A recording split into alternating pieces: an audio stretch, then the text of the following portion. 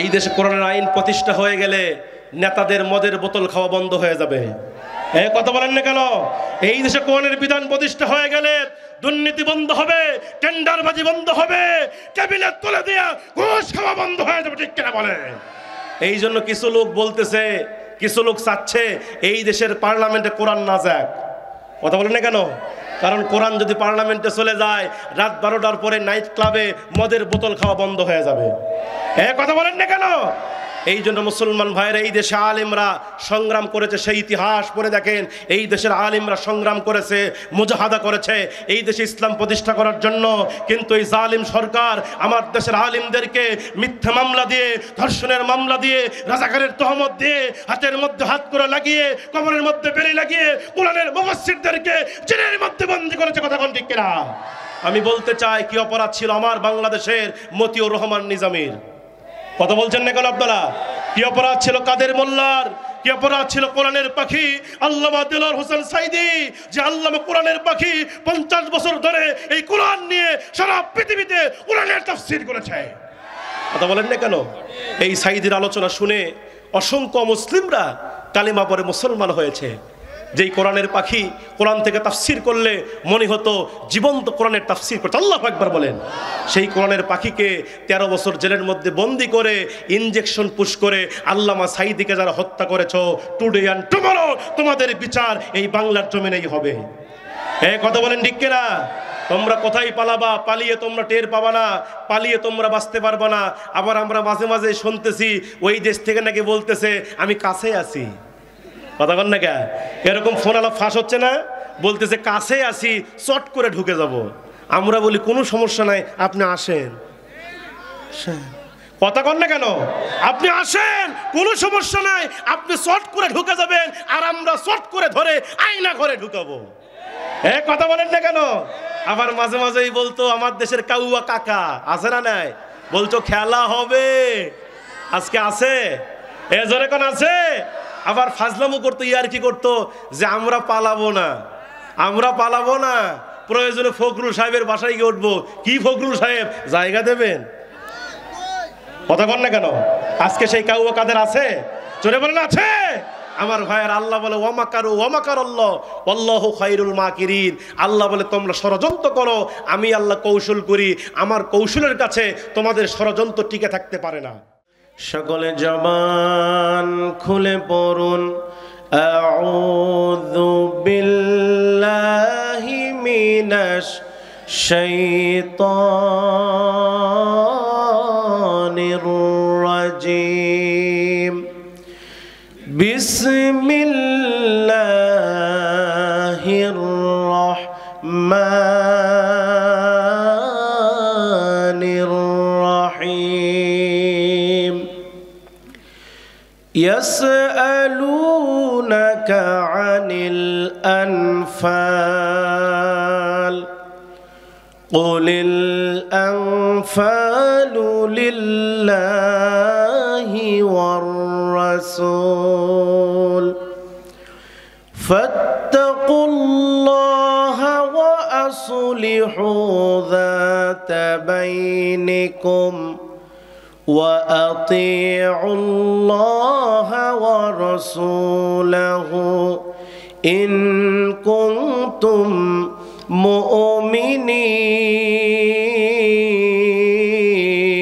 مؤمنين صدقت يا ربنا وقال رسول الله صلى الله عليه وسلم القرآن حجة لك أو عليك إن الله وملائكته يصلون على النبي يا أيها الذين آمنوا صلوا عليه وسلموا تسليما সবাই পড়েন اللهم صل على محمد وعلى آل محمد كما صليت على إبراهيم وعلى آل إبراهيم إنك حميد مجيد اللهم بارك على محمد وعلى آل محمد كما باركت على إبراهيم وعلى آل إبراهيم إنك حميد مجيد বাংলাদেশের ঐতিহ্যবাহী জেলা চাঁপাইনবাবগঞ্জ জেলার সদর থানার অন্তর্গত লাখেরাজপাড়া যুব সমাজ কর্তৃক আয়োজিত একদিনব্যাপী বিরাট তাফসিরুল কোরআন মাহফিল 2024।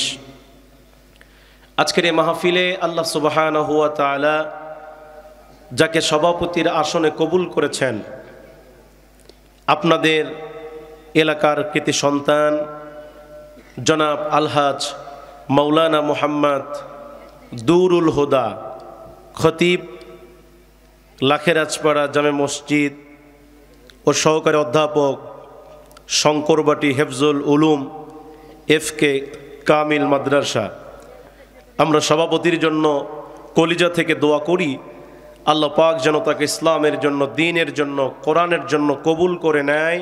সকলে বলি আমিন। আজকের মাহফিলের সম্মানিত প্রধান অতিথি জনাব আলহাজ মোহাম্মদ তরিকুল আলম মোল্লা, সভাপতি লাখেরাজপাড়া জামে মসজিদ ও বিশিষ্ট ব্যবসায়ী।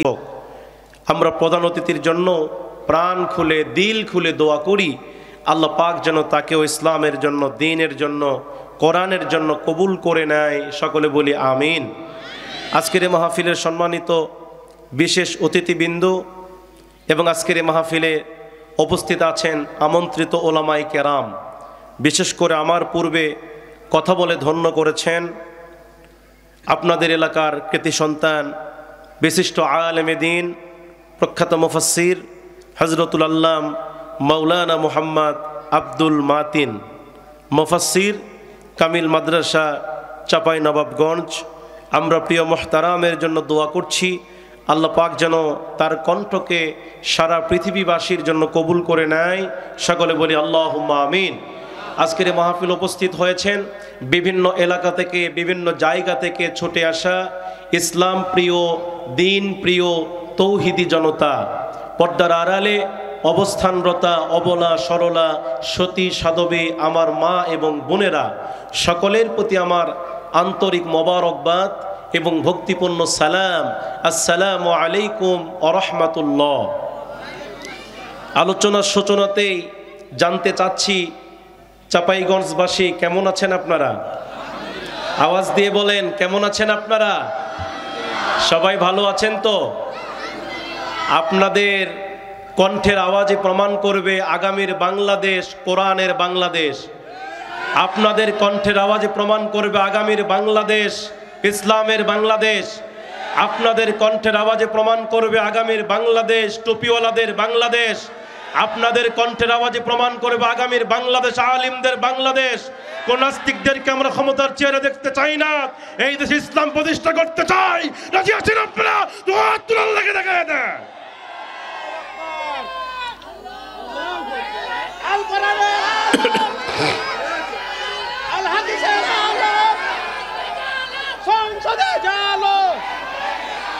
হাত নামান। আপনারা কি ভয় পাচ্ছেন?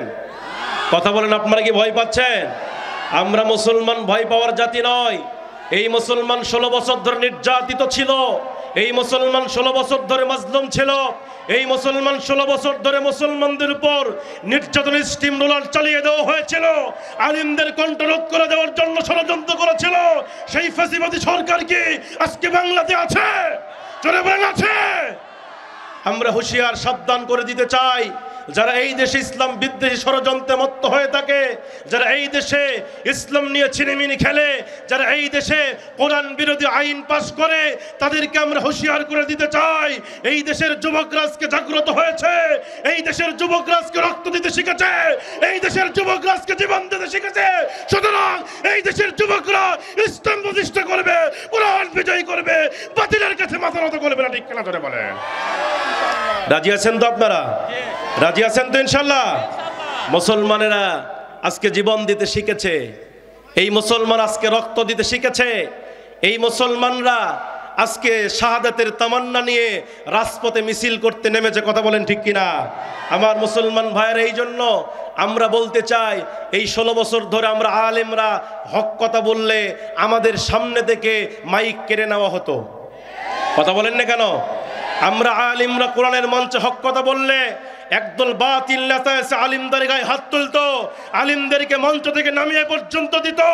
এই চাঁপাইনবাবগঞ্জের মাটিতে অনেক তাফসীর মাহফিল বন্ধ হয়েছে। যারা তাফসীর বন্ধ করেছ, আজকে বাধা দিতে আসো, বাংলাদেশের যুবকরা জুতা পিটা করবে, জুতা পিটা করবে। ঠিক কিনা বলে? ইনশাআল্লাহ বলেন, ইনশাআল্লাহ বলেন। তাকবীর দিতে পারবেন তো ইনশাআল্লাহ? আমার মুসলমান ভাইয়েরা, 16 বছর ধরে আমরা ওয়াজ করছি। স্টেজে ওঠার আগেই সভাপতি স্লিপ হাতে ধরায় দিত, বলতো হুজুর ওয়াজ করবেন দেখাশোনা করবেন। কথা কন না কেন? হুজুর ওয়াজ করবেন, এইটা বলবেন এইটা বলবেন না। এই জন্য আমরা বক্তারাও কিছু ওয়াজ করছি অ্যাঙ্গেলে, আর কিছু করছি প্যান্ডেলে। আর বর্তমান এমন একটা সময় আসছে, এখন অ্যাঙ্গেল করার দিন নাই, এখন যা হবে ডাইরেক্ট। হ্যাঁ জোরে কন, পারবেন তো? শুনতে পারবেন তো ইনশাল্লাহ? নারায়ে তাকবীর, নারায়ে তাকবীর।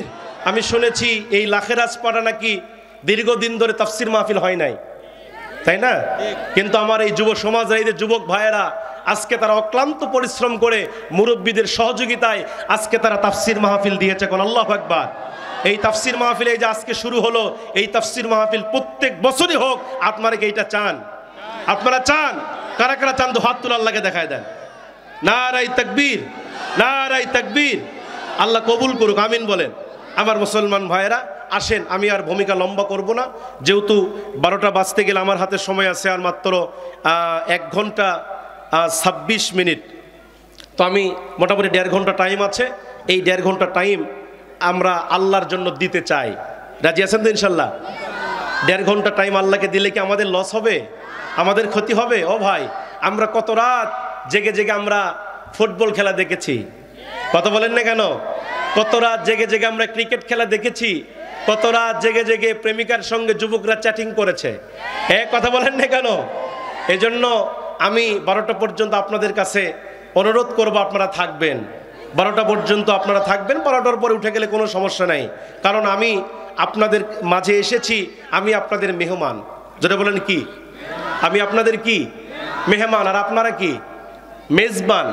মেহমান যখন বাড়িতে আসে, মেজবান কি ভয়ে পালিয়ে যায়? জোরে বলেন, পালিয়ে যায়? নাকি মেজবান চেষ্টা করে মেহমানের সর্বোচ্চ সম্মান রক্ষা করার? সুতরাং আজকের মাহফিলে আমি মেহমান। স্লোগান হবে, মেহমান আছে যতক্ষণ, মেজবান আছে। জোরে বলেন, মেহমান আছে যতক্ষণ, মেজবান আছে। আসুন আমার ভাইয়েরা, আজকে যে কিতাব থেকে আমি কথা বলতে এসেছি, সেই কিতাবের নাম কি? জোরে বলেন। এই কোরআনে কি ভেজাল আছে? এই কোরআনে কোনো ভুল আছে? আল্লাহ পাক 1450 বছর আগে বলেছেন, যালিকাল কিতাব, এটা এমন একটা কিতাব, লা রাইবা ফি, দেয়ার ইজ নো ডাউট।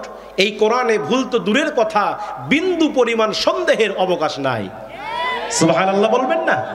আল্লাহ পাক এই কোরআনকে ভেজাল মুক্ত করেছেন এবং নবীজি বলেছেন, যারা এই কোরআন দিয়ে কথা বলে, মান ক্বালা বিহি সাদাকা, যারা কোরআন দিয়ে কথা বলে তারা সত্য কথা বলে। সুবহানাল্লাহ বলবেন না? যারা কোরআন দিয়ে আমল করে তারা সঠিক আমল করে, যারা কোরআন দিয়ে বিচার করে তারা ন্যায় বিচার করে। সুবহানাল্লাহ বলেন। এই জন্য আমি আপনাদের সামনে সেই কোরআন থেকে আলোচনা করতে বসেছি। আজকে আমি যে সূরা থেকে আপনাদের সামনে আলোচনা করব, সেই সূরাটির নাম হলো সূরা আনফাল। জোরে বলেন, নাম কি? সবাই বলেন, নাম কি? সূরা আনফাল। এটি কোরআনুল কারীমের 114টি সূরার মধ্য হতে এই সূরাটি 8 নম্বর সূরা। কত নম্বর সূরা? জোরে বলেন, কত নম্বর সূরা? কোরআনে মোট সূরা আছে 114টি সূরা আছে। এই 114টি সূরাকে 2 ভাগে ভাগ করা হয়েছে। কয় ভাগে ভাগ করা হয়েছে? এক প্রকার সূরাকে বলা হয় মাক্কি, আরেক প্রকার সূরাকে বলা হয় মাদানী। এখন বলবেন, হুজুর মাক্কি কেন বলা হয়, মাদানী কেন বলা হয়? প্রশ্ন আছে না নাই? আমার মুসলমান ভাইয়েরা গভীর মনোযোগ। মাক্কি কেন বলা হয়, মাদানী কেন বলা হয়? আমার মুসলমান ভাইয়েরা, আল্লাহর নবী মক্কায় যখন অবস্থান করেছে, মক্কায় যখন থেকেছে, ওই মক্কায় থাকা অবস্থায় আল্লাহর নবীর উপরে যেই সকল সূরা অবতীর্ণ হয়েছে, নাজিল হয়েছে, এই সকল সূরাকে বলা হয় মাক্কি সূরা। আল্লাহর নবী মক্কা থেকে মদিনায় হিজরত করলেন। He leave for Mecca for Medina. আল্লাহর নবী মক্কা থেকে মদিনায় হিজরত করে চলে গেলেন। আমার নবীজি মদিনায় যখন চলে গেলেন, মদিনায় যাবার পরে আল্লাহর নবীর উপর যেই সকল সূরা নাজিল হয়েছে, ওই সকল সূরাকে বলা হয় মাদানী। আল্লাহু আকবার বলেন। তাহলে মক্কা সূরা হলো নবীজি মক্কায় থাকা অবস্থায় যে সকল সূরা বা আয়াত নাজিল হয়েছে, এগুলো হচ্ছে মাক্কি। নবীজি মদিনায় থাকা অবস্থায় যে সকল সূরা বা আয়াত নাজিল হয়েছে, এগুলো হলো মাদানী। আমার ভাইয়েরা, এই সূরা আনফাল এটি মাদানী সূরা। জোরে বলেন কি সূরা? সবাই বলেন কি সূরা? এটি মদিনায় নাজিল হয়েছে। এই সূরার ভিতরে মোট আয়াত রয়েছে ৭৫টি। জোরে কোন কতটি? ৭৫টি আয়াত রয়েছে, ৫৩টি টিকা রয়েছে, আর রুকু রয়েছে 10টি। এবং এই সূরাটি আপনারা পাবেন কোরআনের ৯ নম্বর পারায়। কত নম্বর পারায়? এই সূরাটি আল্লাহ পাক মদিনায় নাজিল করলেন। নাজিলের প্রেক্ষাপট হচ্ছে আল্লাহর নবী ইসলামের প্রথম যুদ্ধের ডাক দিলেন। ইসলামের প্রথম যুদ্ধের নাম কি? জোরে বলেন। আল্লাহর নবী বদর যুদ্ধের ডাক দিলেন। সাহাবায়ে কেরামকে এক জায়গায় করলেন। আমার নবীজি সাহাবায়ে কেরামকে এক জায়গায় করার পরে বিশ্ব নবী দেখতে পেলেন বদর যুদ্ধে মাত্র ৩১৩ জন মুজাহিদ দাঁড়িয়ে গেছে, আর পক্ষান্তরে কাফেরদের সংখ্যা হলো ১০০০। মুসলমানদের সৈন্য সংখ্যা কম। বিশ্বনবীর সৈন্য সংখ্যা যখন কম হলো, এবার বিশ্ব নবীর কাছে ছোট্ট ছোট্ট 2টা বাচ্চা চলে আসলেন। একজনের নাম ছিল মুআজ, আরেকজনের নাম ছিল মাস। এরা সম্পর্কে আপন 2 ভাই হয়। এই 2 ভাই বিশ্ব নবীর দরবারে চলে আসলেন। আল্লাহ নবীর কাছে এসে তারা বললেন, ইয়া রাসূলুল্লাহ, ইয়া হাবিবাল্লাহ, নবী গো, আপনি তো বদর যুদ্ধের ডাক দিলেন, আমরা 2 ভাই শুনতে পেলাম বদর যুদ্ধে নাকি মুসলমানদের সৈন্য কম, বদর যুদ্ধে নাকি মুসলমানদের সংখ্যা কম। ও নবী, আপনি যদি অনুমতি দেন, আমরা 2 ভাই এই মুহূর্তে বদর যুদ্ধে অংশগ্রহণ করতে চাই। এই কথা যখন 2 ভাই বললেন, ভাইয়েরা আমার, ছোট ভাই 9 বছর বয়স, বড় ভাইয়ের বয়স 11 বছর, তাফসীরের মধ্যে পাওয়া যায়। এবার 2 ভাই যখন বলা বলি করলো, নবী, আমরা যুদ্ধের ময়দানে অংশগ্রহণ করতে চাই, আমরা বদরের প্রান্তরে যেতে চাই। নবী আমার ডাক দিয়ে বলছেন, না না, তোমরা তো যুদ্ধ করতে পারবা না, কারণ যুদ্ধ করতে গেলে শরীরে শক্তি লাগে, যুদ্ধ করতে গেলে অস্ত্র চালাতে হয়, যুদ্ধ করতে গেলে হেলমেট পরতে হয়, যুদ্ধ করতে গেলে ঘোড়ায় উঠে সওয়ার করে কাফেরদেরকে মারতে হয়। কিন্তু তোমরা ছোট বাচ্চা, তোমরা তো যুদ্ধ করতে পারবা না, তোমাদের বাহুতে শক্তি নেই, তোমরা তো ছোট মানুষ, তোমরা যুদ্ধে যেতে পারবে না, তোমরা বাড়িতে চলে যাও।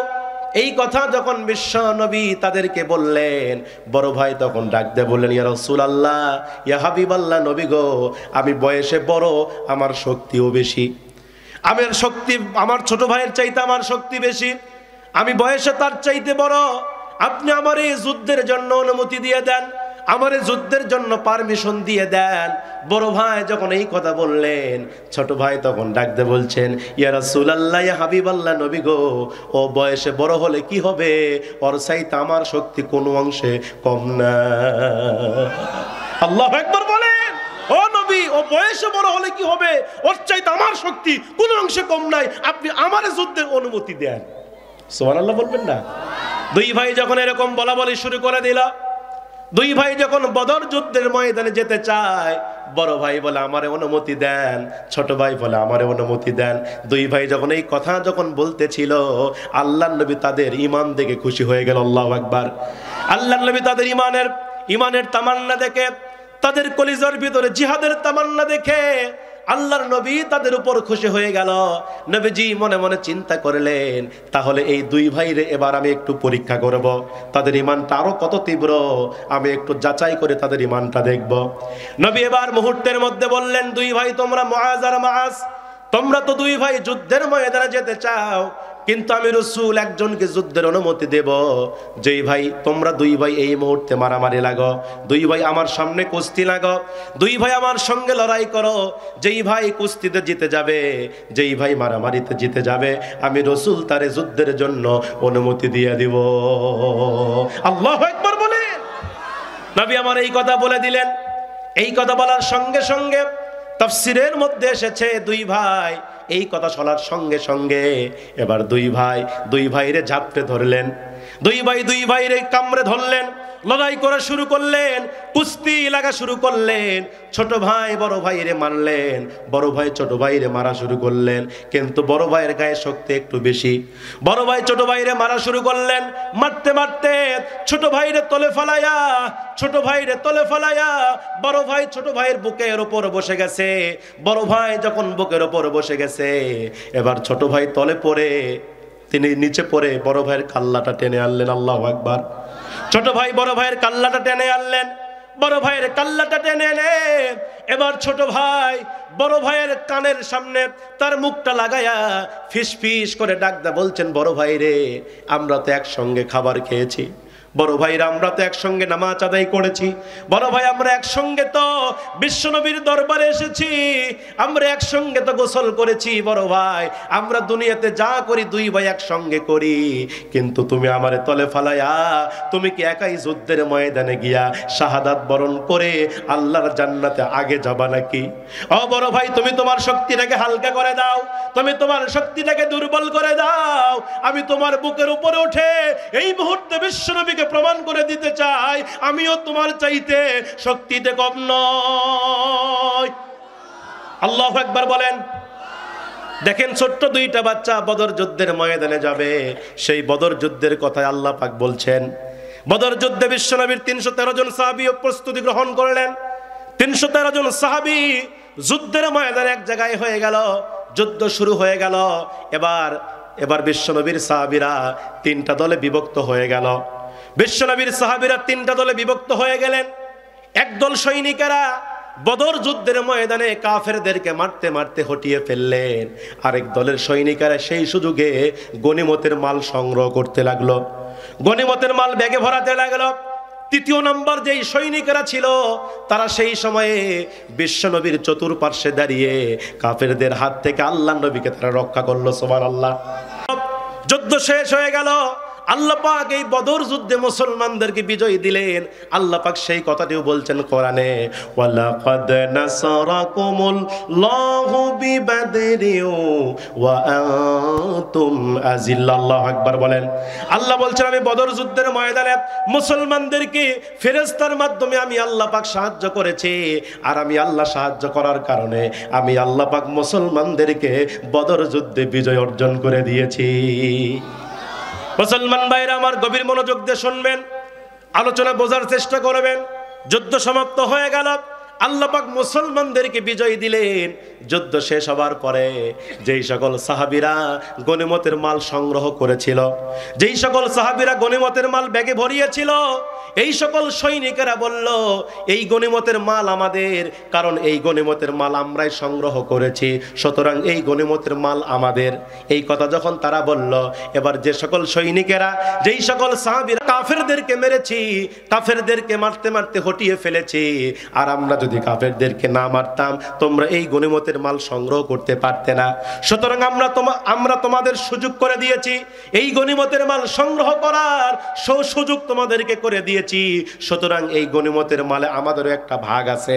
এবার তৃতীয় নম্বরে যেই সৈনিকেরা ছিল, যারা বিশ্বনবীকে চতুর সাইড থেকে সেভ করছিল, কাফেরদের হাত থেকে রক্ষা করছিল, এই সকল সৈনিকেরা তারা ডাক দেয়া বলছেন, ও নবীর সাহাবীরা, এই গনিমতের মাল শুধু তোমাদের নয়, এই গনিমতের মালে আমাদেরও একটা ভাগ আছে, কারণ আমরা যুদ্ধের সবচাইতে বড় দায়িত্ব, যুদ্ধের সবচাইতে প্রধানতম দায়িত্ব হলো কাফেরদের হাত থেকে নবীকে সেভ করা, আর এই বড় দায়িত্ব আমরা পালন করেছি, সুতরাং এই গনিমতের মালে আমাদেরও একটা ভাগ আছে। আল্লাহু আকবার বলেন। তাহলে যুদ্ধের পরে তিন দলের সৈনিকদের তিন রকম মত যখন সৃষ্টি হলো, তিন রকম মতানৈক্য সৃষ্টি হয়ে গেল।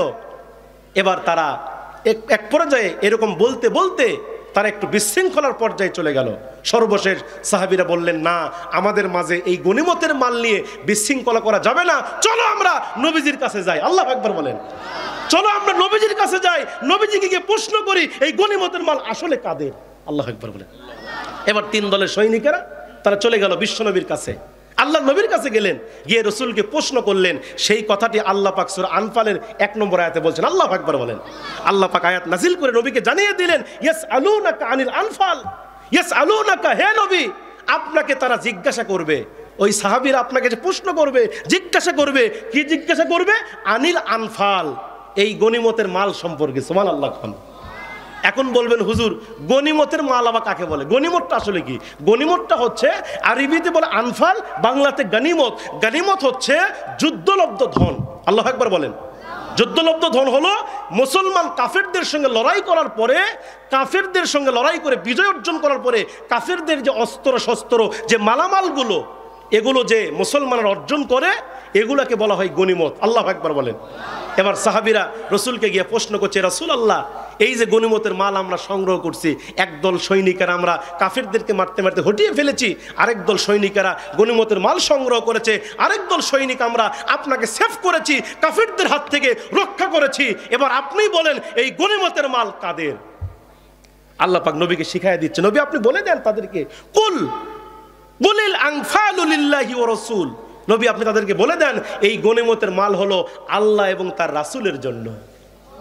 সুবহানাল্লাহ বলে। এই কথা যখন নবী যখন বলছে, সাহাবীদের মুখ কালো হয়ে গেছে, কারণ তারা এই মালের জন্য তো নবীদের কাছে আসছে যে কে কতটুকু ভাগ পাবে। কিন্তু আল্লাহ রসুল তাদেরকে কি বললেন? এই গনিমতের মাল কার জন্য? আল্লাহ এবং তার। মুফাসসিরিনে কেরাম ব্যাখ্যা করেছেন যে আল্লাহ রসুল যেভাবে বন্টন করবেন, যেভাবে তোমাদের মাঝে বন্টন নীতি তোমাদেরকে করে দিবেন, ওইভাবেই তোমাদেরকে মেনে নিতে হবে, এটাই হলো রসুলের জন্য। আল্লাহু আকবার বলেন। এরপরে নবীজি তাদেরকে শিখিয়ে দিচ্ছেন, ফাত্তাকুল্লাহা, ও আমার সাহাবীরা, তোমরা আল্লাহকে ভয় করো। কাকে ভয় করো? কাকে ভয় করো? এই যে যুদ্ধের ময়দানে গিয়েছো, এই গনিমতের মাল নিয়ে যে বিশৃঙ্খলা সৃষ্টি করেছো, এই গনিমতের ব্যাপারে কাকে ভয় করো? তোমরা যে লড়াই করতে এসেছো কার খুশির জন্য? আমরা যুদ্ধ করব কার জন্য? লড়াই করব কার জন্য? আল্লাহ পাক নবীকে শিখিয়ে দিয়েছেন, নবী কুলিন্না সলাতি ওয়া নুসুকি ওয়া মাহইয়ায়া ওয়া মামাতি লিল্লাহি রাব্বিল আলামিন, নবীকে আল্লাহ শিখিয়েছেন, নবী আপনি বলেন নিশ্চয় আমার নামাজ, আমার কুরবানি, আমার বেঁচে থাকা, আমার মরে যাওয়া একমাত্র কার জন্য? কার জন্য? আমাদের প্রত্যেকটা কাজ হবে আল্লাহর জন্য। আমরা যে ওয়াজ করছি এটা কার জন্য? আপনি ওয়াজ শুনছেন কার জন্য? নামাজ পড়েন কার জন্য? কিন্তু আমার দেশে এমনও নামাজি আছে, নামাজ পড়ে ঠিক আছে, কিন্তু আল্লাহর জন্য পড়ে না, সামনে নির্বাচন এজন্য নামাজ ধরে। এখন আছে না নাই? আমার দেশে আমরা দেখেছি 16 বছর ধরে, এই 17 বছর ধরে আমরা দেখেছি আমার দেশে কি কোনো সমস্যা? আমার দেশের এই নেতারা 16 বছর ধরে আমরা দেখেছি এক ওয়াক্ত নামাজ এরা পড়ে না, কিন্তু যখন দেখবেন সামনে ভোট আসে, নির্বাচন আসে, তখন দেখবেন এই নেতা সাহেবরা নামাজ ছাড়ে না। এখন আছে না নাই? নেতা সাহেবের মাথায় কোনোদিন টুপি দেখি নাই, কিন্তু সামনে ভোট, নেতা সাহেব মাথার মধ্যে একটা টুপি লাগায়। আছে না নাই? হয়তো চাপাই নবাবগঞ্জে, আমার বগুড়াতে আছে, মাথার মধ্যে একটা টুপি লাগায়, বাজার থেকে নতুন পাঞ্জাবি, সাদা পাঞ্জাবি কিনে, আবার মাঝে মাঝে তসবি টিপে, মনে হচ্ছে জিবরাইলের খালাতো ভাই। কথা কখ না কে? এরকম নেতা আছে না নাই? এক ওয়াক্ত নামাজ পড়ে না, কিন্তু নির্বাচন আসলে এক আসরের নামাজ 4 বার পর্যন্ত পড়ে। কেমনে 4 বার পড়ে? আসরের সময় হয়ে গেছে, নেতা সাহেব চলে গেছে বাজারে ভোট চাওয়ার জন্য, গিয়ে দেখে আসরের আজান হয়ে গেছে, লোকজন বাজারে বসে আছে। নেতা সাহেব ডাকদা বলছেন, ভাইরা আমার, আপনারা কি আসরের নামাজ পড়েছেন? বলতেছে না, এখনো পড়ি নাই। বলে কি করতেছেন এখানে বসে বসে? কি করতেছেন এখানে? আসেন, নামাজের সময় হয়ে গেছে, আমরা জামাতে নামাজ পড়ি। নেতা সাহেব জীবনে মসজিদে যায় না, কিন্তু ভোটের আগে লোকদেরকে টেনে নিয়ে গেছে মসজিদের ভিতরে। কথা বলেন না? হ্যাঁ, আসরের নামাজ পড়ছে নেতা সাহেব। নামাজ শেষ করার পরে নেতা সাহেব ভোট চাইলেন লোকদের কাছে। ভোট চাওয়া শেষ, সামনে কিছু দূর গিয়ে দেখে আরেকটা বাজার, কিছু লোকজন বসে আছে। নেতা সাহেব ডাকদা বলছেন, ভাইরা আমার, আপনারা কি আসরের নামাজ পড়েছেন? বলে এখনো পড়ি নাই। বলে কি করতেছেন এখানে? কি করতেছেন বসে বসে? এখনো নামাজ পড়েন নাই? আসেন, আমরা জামাতের সাথে নামাজ পড়ি। নেতা সাহেব ওখানে গিয়ে দ্বিতীয় জামাত করছে। কথা বলেন না কেন? এইভাবে এক এক করে আমার দেশের নেতারা নির্বাচনের আগে 4 বার পর্যন্ত আসরের নামাজ পড়ে, কথা কোন ঠিক কিনা? দেখবেন এই সকল নেতারা এই 16 বছর ধরে এই জাতিকে বোকা বেনে ধোকা দিয়েছে। এই জাতির সামনে দাঁড়িয়ে মাউসপুরটা হাতের মধ্যে নিয়ে এই জাতির সামনে বলেছে, ভাইরা আমার, বোনেরা আমার, যদি আপনারা আমাকে নির্বাচিত করতে পারেন, আপনারা জয়যুক্ত করতে পারেন, আপনাদের এইটা করে দিব, আপনাদের সেইটা করে দিব, প্রয়োজন আপনাদের সব দিব রড দিয়া। কি দিয়া? রড বাস রড দিয়ে দিব।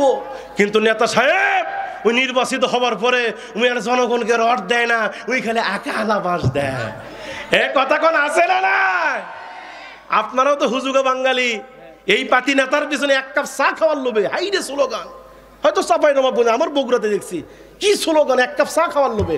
আমার নেতার চরিত্র ফুলের মতো পবিত্র, নামাজ পড়ে না 1 ওয়াক্ত, গান্দা খায় 4 ওয়াক্ত। এ কথা বলেন আছে না নাই? এই জন্য আপনাদেরকে সিদ্ধান্ত নিতে হবে, এই সকল বাতিল নেতাকে তালাক দিয়ে কোরআনের নেতা, ইসলামের নেতা, কোরআনের সুশাসন এই দেশে প্রতিষ্ঠা করতে হবে। কথা বলেন ঠিক কিনা?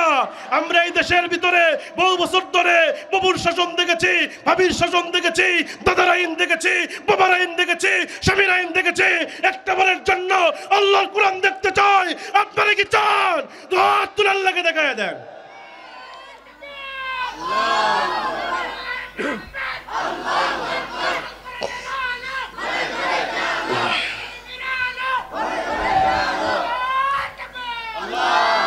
এই দেশে কোরআনের আইন প্রতিষ্ঠা হয়ে গেলে নেতাদের মদের বোতল খাওয়া বন্ধ হয়ে যাবে। কথা বলেন না কেন? এই দেশে কোরআনের বিধান প্রতিষ্ঠা হয়ে গেলে দুর্নীতি বন্ধ হবে, টেন্ডারবাজি বন্ধ হবে, ক্যাবিনেট তুলে দেয়া ঘুষ খাওয়া বন্ধ হয়ে যাবে। ঠিক কিনা বলে?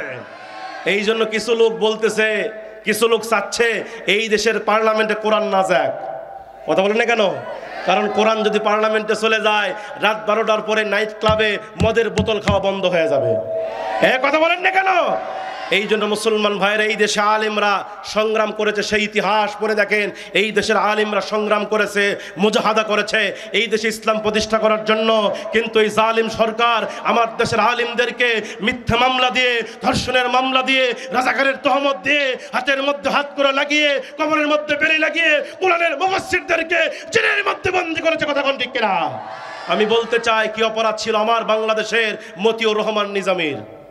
কথা বলছেন না কেন আপনারা? কি অপরাধ ছিল কাদের মোল্লার? কি অপরাধ ছিল কোরআনের পাখি আল্লামা দেলোয়ার হোসেন সাইদি, যে আল্লামা কোরআনের পাখি 50 বছর ধরে এই কোরআন নিয়ে সারা পৃথিবীতে কোরআনের তাফসীর করেছে। কথা বলেন না কেন? এই সাইদির আলোচনা শুনে অসংখ্য মুসলিমরা কালিমা পড়ে মুসলমান হয়েছে। যেই কোরআনের পাখি কোরআন থেকে তাফসীর করলে মনে হতো জীবন্ত কোরআনের তাফসীর করতে। আল্লাহু আকবার বলেন। সেই কোরআনের পাখিকে 13 বছর জেলের মধ্যে বন্দি করে ইনজেকশন পুশ করে আল্লামা সাইদিকে যারা হত্যা করেছো, টুডে অ্যান্ড টুমরো তোমাদের বিচার এই বাংলার জমিনেই হবে। কথা বলেন ঠিক কিনা? তোমরা কোথায় পালাবা? পালিয়ে তোমরা টের পাবা না, পালিয়ে তোমরা বাঁচতে পারবা না। আবার আমরা মাঝে মাঝে শুনতেছি ওই দেশ থেকে নাকি বলতেছে আমি কাছে আছি। কথা বল না কে? এরকম ফোন আলাপ ফাঁস হচ্ছে না? বলতেছে কাছে আসি, চট করে ঢুকে যাব। আমরা বলি কোনো সমস্যা নাই, আপনি আসেন। কথা কন না কেন?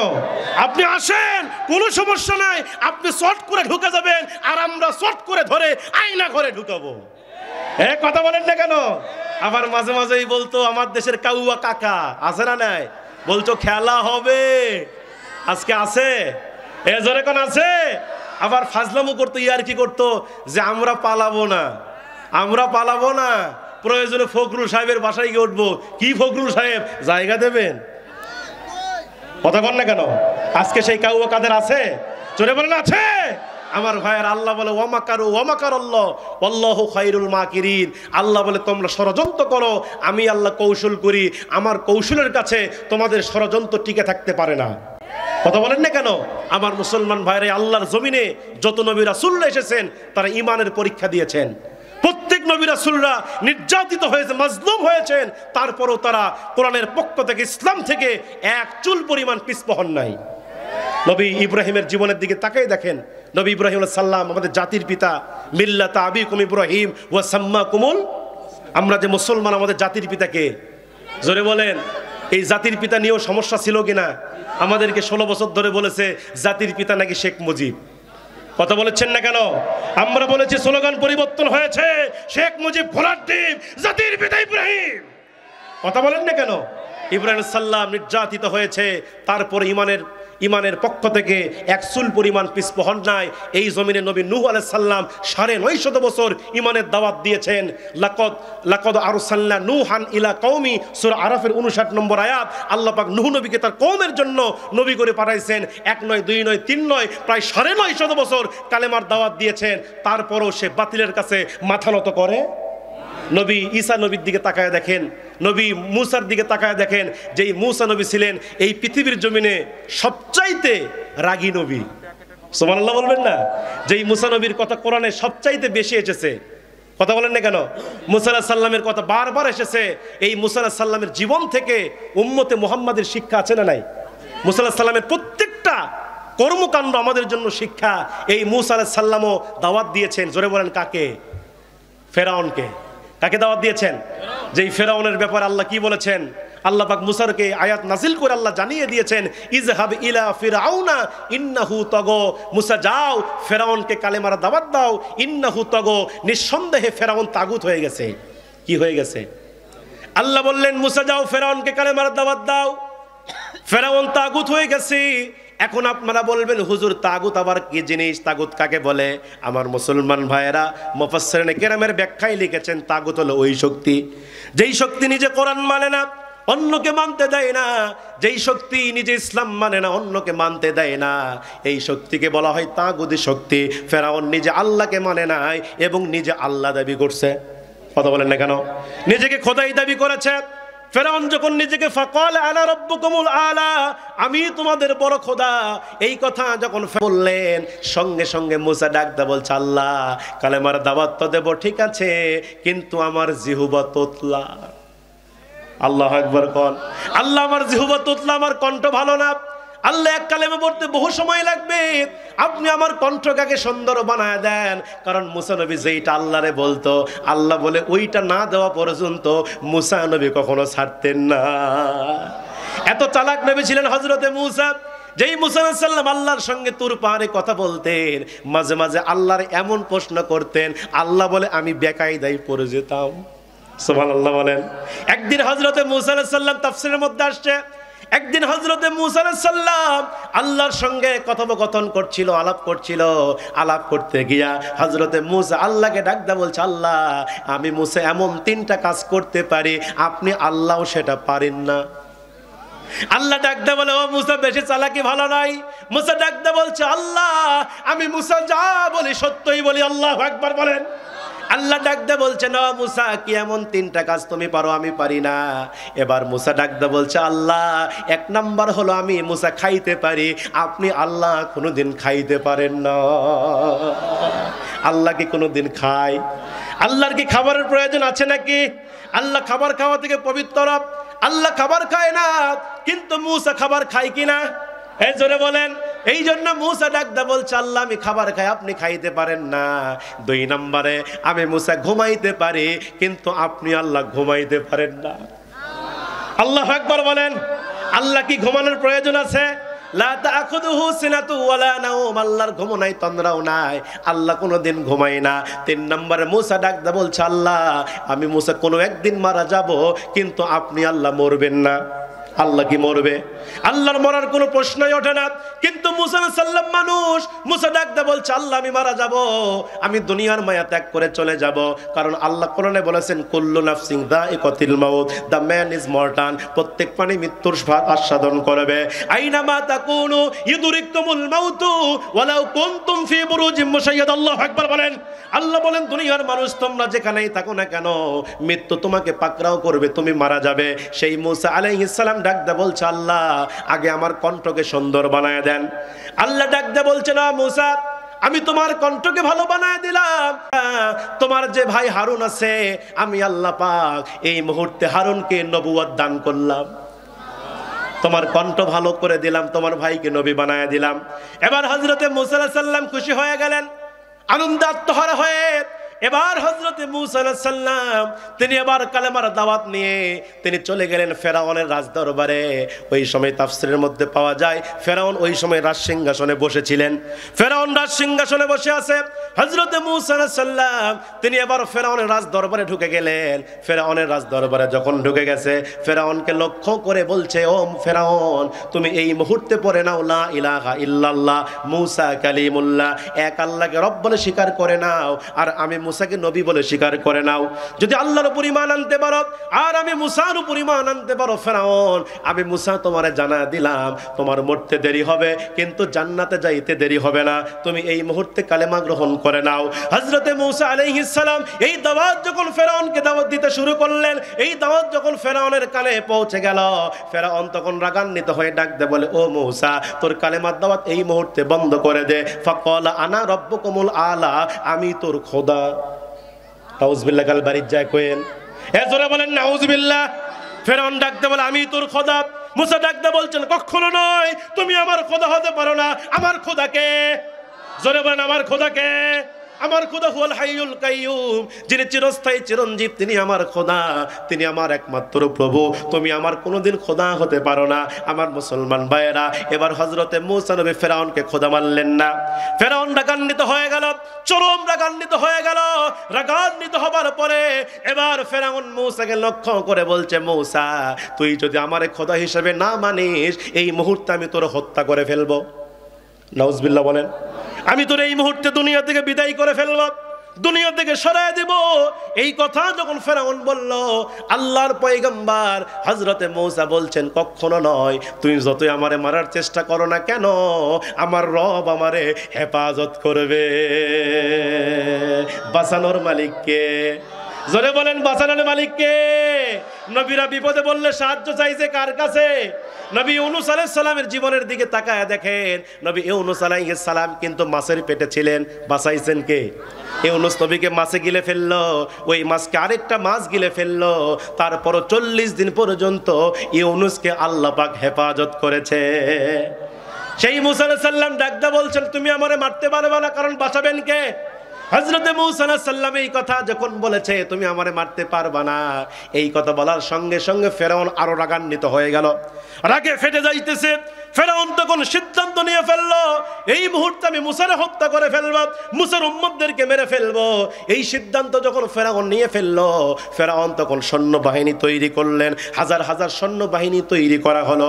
সৈন্যবাহিনী যখন তৈরি করা কমপ্লিট হয়ে গেল, এমন সময় মূসা নবীকে মারার জন্য সে ধাওয়া করবে, মূসা নবীকে মারার জন্য আক্রমণ করবে। সাইয়্যিদিনা মূসাকে আল্লাহ পাক অর্ডার করলেন, ও মূসা, তুমি তোমার উম্মতদেরকে নিয়ে দৌড় মারো। আল্লাহু আকবার বলেন।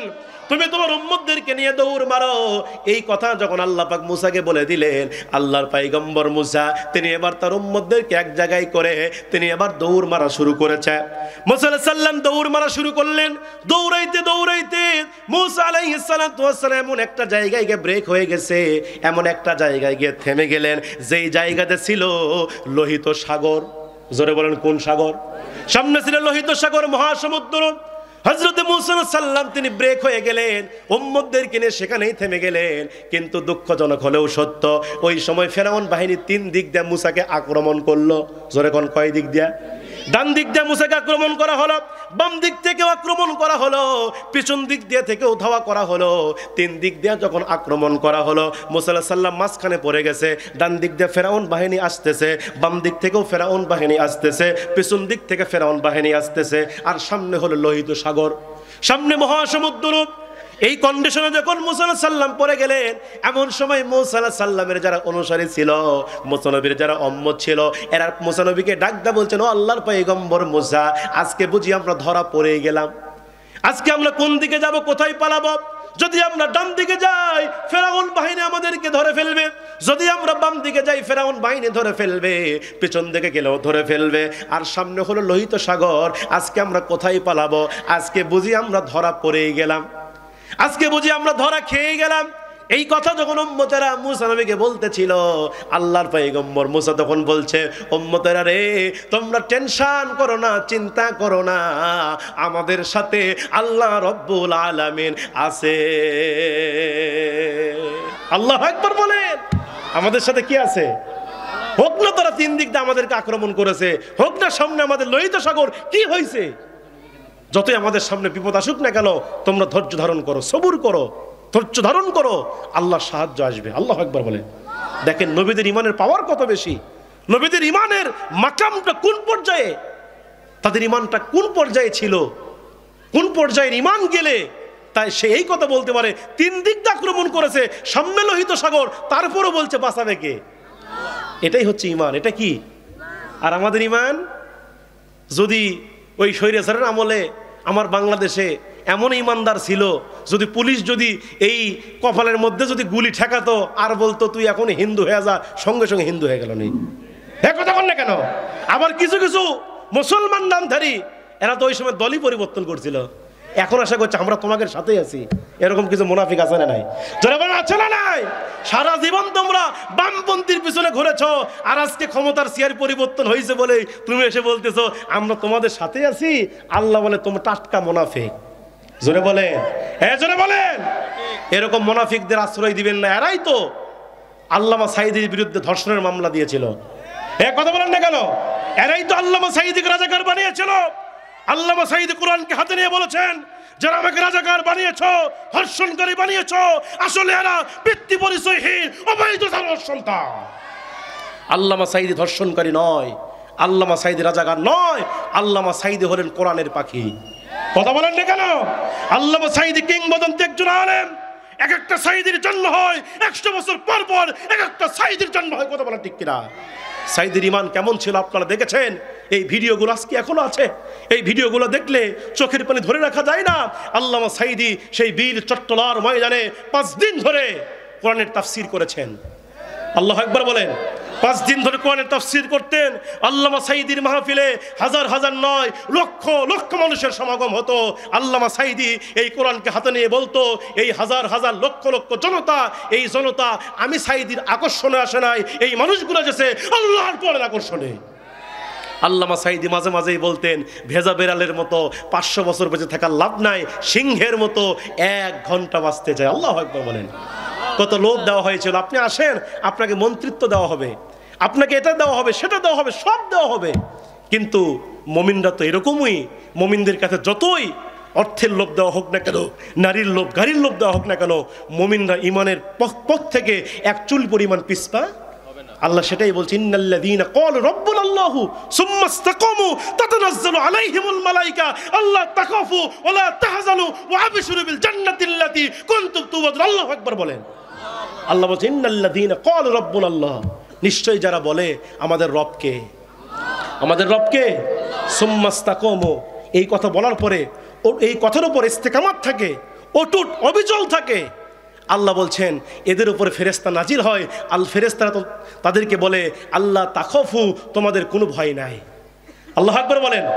আল্লাহ তাখাফু, তোমাদের কোনো ভয় নাই, ওয়ালা তাহজানু, তোমাদের কোনো চিন্তা নাই, ওয়া আবশিরু বিল জান্নাতিল্লাতী কুনতুম তুআদুন, এবং তাদেরকে সেই জান্নাতের সুসংবাদ দিয়ে দাও যেই জান্নাতের ওয়াদা আল্লাহ পাক বান্দার সঙ্গে করেছেন। মুমিনরা তো এরকমই, মুমিনরা জীবন দিবে কিন্তু ঈমান দিবে না। কথা বলেন না কেন? মুমিনরা জীবন দিবে, রক্ত দিবে, ঈমান দিবে না। এরকম ঈমান যদি আপনার মধ্যে আমার মধ্যে থাকে, 24 ঘন্টার মধ্যে এই দেশে ইসলামী হুকুমত প্রতিষ্ঠা হবে। কথা বলেন ঠিক কিনা? এজন্য মুসলমানদেরকে আমি বলতে চাই, ঈমানটাকে মজবুত করেন, ঈমানটাকে দামি করেন। আজকে দুঃখ লাগে, আফসোস লাগে ভাই, মসজিদ থেকে মুয়াজ্জিন আযান দেয়, হাইয়া আলাস সালাহ, বান্দা নামাজের জন্য আসো, হাইয়া আলাল ফালাহ, বান্দা কল্যাণের জন্য আসো, আসসালাতু খায়রুম মিনান নাওম, ঘুম থেকে নামাজ উত্তম। কিন্তু আপনি এমন মুসলমান, মসজিদের আজান শোনেন কিন্তু মসজিদে যেতে পারেন না। কথা বলেন না কেন? আজান হচ্ছে, মসজিদে যেতে পারেন না। আপনি কেমন মুসলমান? আপনি নামাজ পড়ছেন না, আবার এরকম মনে করে বসে আছেন নামাজ না পড়লে কি হবে, হুজুর আমার ঈমানটা ঠিক আছে। এরকম কথা বলে কিনা? আমি বলি আপনার ঈমান নাই, আপনার ঈমান নাই। বাইনাল আবদি ওয়া বাইনাল কুফরি তারকুস সালাহ, বান্দা আর কাফেরের মধ্যে পার্থক্য হচ্ছে নামাজ। কথা বলেন না কেন? নামাজ হচ্ছে ইসলামের সবচাইতে দামি ইবাদত। আপনি কেমনে দাবি করেন আমি ঈমানদার? জান্নাত এত সহজ জিনিস নয়। জান্নাত যদি সহজ হতো তাহলে ওই মুনাফিকদের সর্দার সেও কিন্তু জান্নাতে যেত। কথা বলেন না কেন? জান্নাত যদি সহজ হতো তাহলে নবীজির চাচা আবু তালেব জান্নাতে যেত, কিন্তু জান্নাত তো সহজ নয়। আল্লাহ বলে আন হাসিবতুম আন তাদখুলুল জান্নাহ, তোমরা কি মনে করেছো মরার পর পরে জান্নাতে যাবে? না, জান্নাত এত সহজ নয়। জান্নাত পেতে গেলে ওয়ালা নাবলুওয়ান্নাকুম বিশাইইন মিনাল খাউফি ওয়াল জুই ওয়া নাকসিম মিনাল আমওয়ালি ওয়াল আনফুসি ওয়াস সামারাত। আল্লাহু আকবার বলেন। আল্লাহ বলেছেন জান্নাত পেতে গেলে ওয়ালা নাবলুওয়ান্নাকুম, লামেও তাকিদ নুনেও তাকিদ, অবশ্যই অবশ্যই এই দুনিয়াতে তোমাকে পরীক্ষা দিতে হবে। কি দিতে হবে? আপনার জীবনে পরীক্ষা আসবে। নবী মূসা আলাইহিস সালাম কি বলছে? আমাদের সাথে কি আছে? কি আছে আমাদের সাথে? শেষ করে দিব, শেষ করে দিব। কষ্ট হচ্ছে, কষ্ট হচ্ছে। আজকের মাহফিল অনেক মা বোনরা আসছে, মা বোনদের ওয়াজ করা দরকার আছে না নাই? মুসলমান ভাইরা গভীর মনোযোগ। এবার সাইয়্যিদিনা মূসা আলাইহিস সালাম বলছে, উম্মতরা তোমরা টেনশন করো না, চিন্তা করো না, আমাদের সাথে কে আছে? জোরে বলেন। মূসা আলাইহিস সালাম উম্মতদেরকে সান্ত্বনা দিতে শুরু করলেন। মূসা আলাইহিস সালাম উম্মতদেরকে সান্ত্বনা দিলেন, তোমরা টেনশন করো না, তোমরা হতাশ হয়ো না, আল্লাহর সাহায্য নাযিল হয়ে যাবে। এবার মূসা আলাইহিস সালাম উম্মতদেরকে সান্ত্বনা দেওয়ার পরে আল্লাহর কাছে দোয়া করা শুরু করলেন। আল্লাহকে ডেকে ডেকে বলছে, আল্লাহ আজকে আমরা বিপদের মধ্যে পড়ে গেছি, আল্লাহ আজকে আমরা মুসিবতের মধ্যে পড়ে গেছি। আল্লাহ, ফেরাউন বাহিনী আমাদেরকে 3 দিক দিয়ে আক্রমণ করেছে। ডান দিক দিয়ে ফেরাউন আক্রমণ করেছে, বাম দিক দিয়ে ফেরাউন আমাদেরকে আক্রমণ করেছে, পিছন দিক দিয়ে আক্রমণ করেছে, আর সামনে আমাদের লোহিত সাগর। আজকে আমরা কোথায় পালাবো, কোন দিকে যাব? আল্লাহ, আপনি আমাদেরকে আসমান থেকে সাহায্য নাজিল করে দেন। এই দোয়া যখন আল্লাহর পয়গম্বর মূসা করলেন, আল্লাহ পাক সঙ্গে সঙ্গে ডাক দিয়ে বলছেন, মূসা তোর হাতের মধ্যে ওইটা কি দেখা যায়? আল্লাহু আকবার বলেন। মূসা তোর হাতের মধ্যে এটা কি দেখা যায়? পয়গম্বর মূসা ডাকতে বলছে, আল্লাহ আমার হাতের মধ্যে আসা। আসা আসা মানে কি? জোরে বলেন, আসা মানে কি? মূসা ডাকতে বলছে, আল্লাহ আমার হাতের মধ্যে আছে লাঠি। আল্লাহ পাক মূসাকে পাল্টা প্রশ্ন করলেন, ও মূসা তোর হাতের মধ্যে যে লাঠি আছে এই লাঠি দিয়ে তুই কি করিস? মূসা তখন ডাকতে বলছে, আল্লাহ আমার হাতের মধ্যে যে লাঠিখানা আপনি দেখতে পেতেছেন এই লাঠি দিয়ে আমি মূসা 2টা কাজ করি। আল্লাহ ডাকতে বললেন, মূসা রে কি 2টা কাজ তুমি করো, তোমার কাছে জানতে চাই। আল্লাহর পয়গম্বর মূসা ডাকতে বলছে, আল্লাহ এই লাঠি দিয়ে আমি মূসা 1 নম্বরে যেই কাজটা করি সেটি হলো আমি মূসা প্রত্যেক দিন বকরির পাতা পারি। জোরে বল সুবহানাল্লাহ। তাহলে একজন নবী হয়ে বকরির পাতা পারে, আর বকরির পাতা কে পারে? যার ঘরে বকরি আছে। এক কথা বলছেন না কেন? তার মানে এখান থেকে বোঝা গেল মূসার ঘরে বকরি ছিল, মূসা বকরি চড়াতেন, বকরির রাখাল ছিলেন। এই জন্য মূসা ডাকদা বলছে, আল্লাহ এই লাঠিতে আমি মূসা বকরির পাতা পারি। আল্লাহ আবার প্রশ্ন করলেন, মূসা রে 2 নম্বর এই লাঠি দিয়ে তুমি কি করো? আল্লাহর পয়গম্বর হযরতে মূসা আলাইহিস সালাম ডাকদা বলছে, আল্লাহ 2 নম্বরে এই লাঠিতে ভর দিয়া আমি মূসা রাস্তা হেঁটে যাই, এই লাঠিতে ভর দিয়ে আমি মূসা রাস্তা হেঁটে যাই। আল্লাহ মুহূর্তের মধ্যে বলছে, মূসা রে যেই লাঠি তোমার হাতের মধ্যে আছে ওই লাঠি দিয়ে তুমি লোহিত সাগরের মধ্যে আঘাত করো। মূসা ডাকদা বলছেন, আল্লাহ আঘাত করলে কি হবে? আল্লাহু আকবার। সালাগ একটু বেশি, কথা একটু বেশি বলে। আল্লাহ আঘাত করলে কি হবে? আল্লাহ ডাকতে বলছে, মূসা বেশি কথা বলো না, আঘাত করেই দেখো আমি আল্লাহ কি বানায়া দেই। আল্লাহু আকবার বলেন। এবার সাইয়্যিদিনা মূসা, তাফসীর ইবনে কাসিরের বর্ণনার মধ্যে লেখা হয়েছে, মুফাসসিরিনে কেরাম বর্ণনা করেছেন, এবার হযরতে মূসা আলাইহিস সালামের হাতের মধ্যে যে লাঠি ছিল ওই লাঠি দিয়া লোহিত সাগরের মধ্যে আঘাত করলেন, লোহিত সাগরের মধ্যে বাড়ি মারলেন।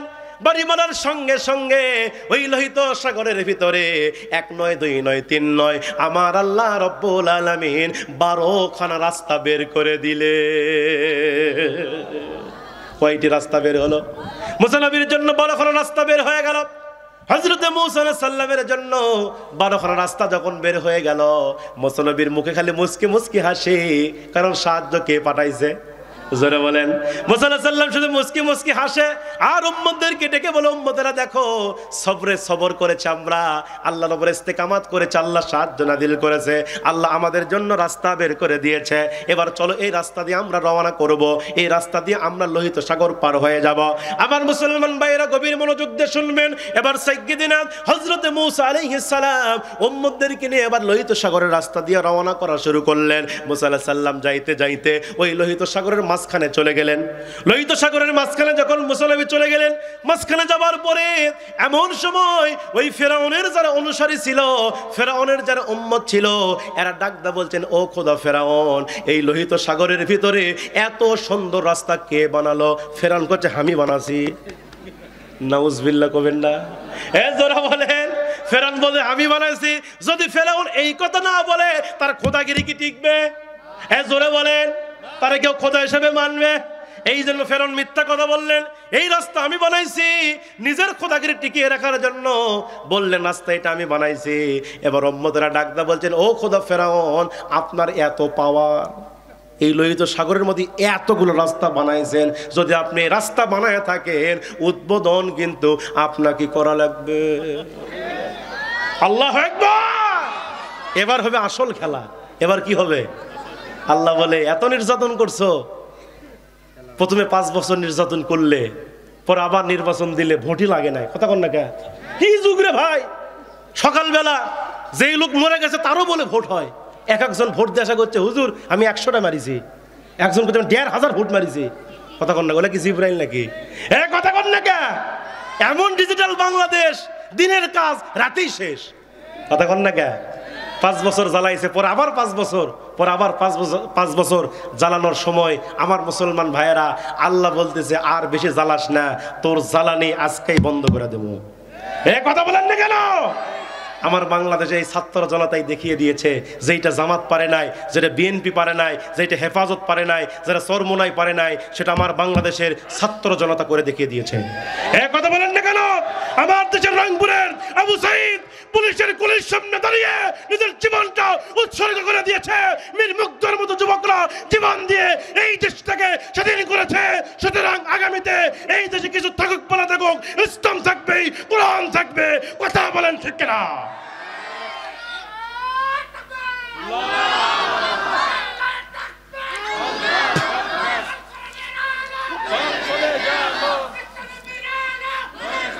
সম্মানিত ভাইরা আমার, এই ছাত্র জনতা আমার দেশকে স্বাধীন করেছে। কথা বলেন ঠিক কিনা? যেদিন 5ই আগস্ট আপনারা দেখেছেন এই বাংলাদেশের কোন অভ্যুত্থান হয়েছে, এই 5ই আগস্ট যেদিন লং মার্চ টু ঢাকা, এই বাংলাদেশের ছাত্র জনতা যেদিন ঢাকার অভিমুখে রওনা করেছিল, সেই 5 তারিখে এই ফাঁসিবাদী, এই জালিম শাসক, এই ফাঁসিবাদী সরকার, সে সেনাপ্রধানদেরকে চাপ প্রয়োগ করেছিল। সে বলেছিল, ছাত্রদের বুকে গুলি চালাও, ছাত্রদের লাশের পর লাশ ফেলে দাও, রক্তের বন্যা বয়ে দাও, তারপরে আমাদের 41 সাল পর্যন্ত থাকতে হবে। কথা বলেন না কেন? সেনাপ্রধানরা বলেছে, না, সম্ভব না। কয়জন রে গুলি মারবো? একজন রে গুলি মারলে আরেকজন গুলির সামনে বুক পেতে দেয়। আল্লাহু আকবার বলেন। কয় আবু সাইদ রে মারবো?